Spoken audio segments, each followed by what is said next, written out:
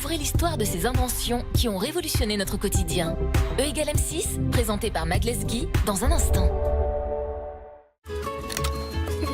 Réunissez-vous devant E égale M6 avec le film Coco au cinéma. Clés de maison, de voiture, de coffre-fort, les clés protègent nos biens depuis des millénaires. Comment fonctionne le mécanisme à l'intérieur d'une serrure? Pour tout comprendre, Mac Lesguy s'est lancé dans la serrurerie.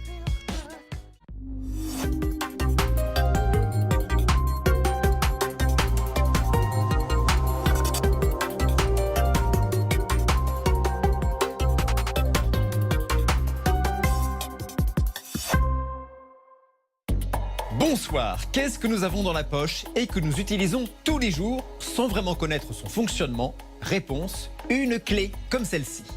Depuis quand se sert-on des clés? Quel est leur mécanisme? Pour le comprendre, j'ai appris à fabriquer un double de clés à partir d'une boîte de conserve. La science étonnante de nos clés, reportage d'Aubin Buzalbe.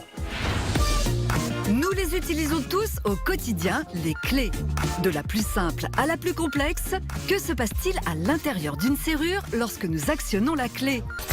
Voiture, maison, boîte aux lettres ou cadenas, tous nécessitent une clé. Et vous, combien en possédez-vous? Moi j'ai un petit trousseau, j'en ai 4. 6. 1, 2, 3, 4. Donc voilà, j'ai 5 clés. Magnifique. Cet objet du quotidien ne date pas d'hier. Les premières clés seraient apparues il y a 6000 ans.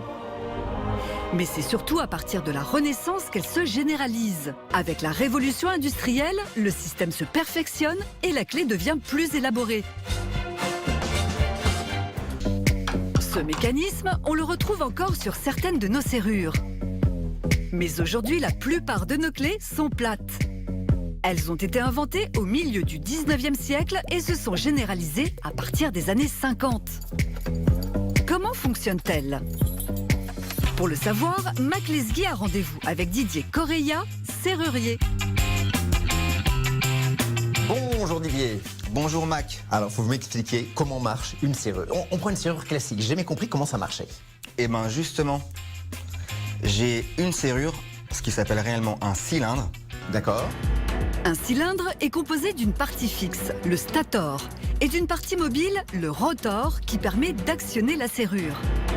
À l'intérieur, des ressorts et des goupilles forment un système de pistons qui empêche le rotor de tourner, à moins qu'on introduise la clé.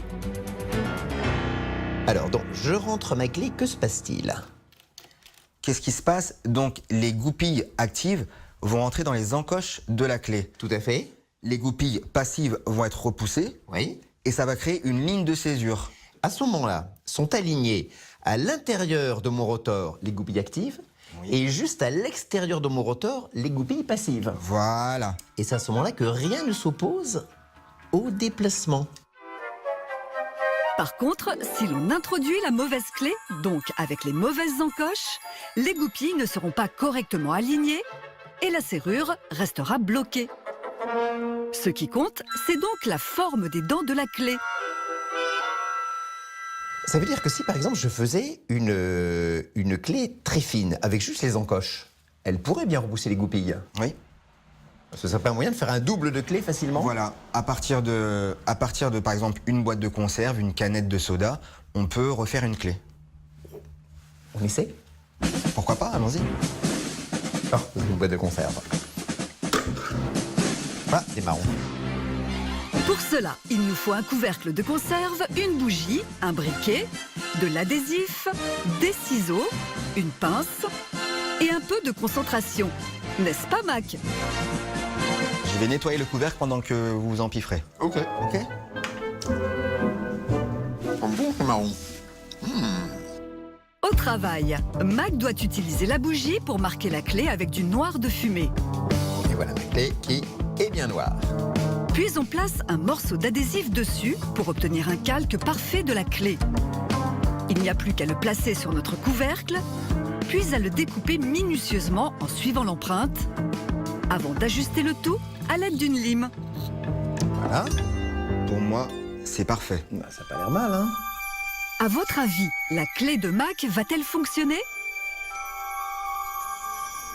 Oh, je suis presque là.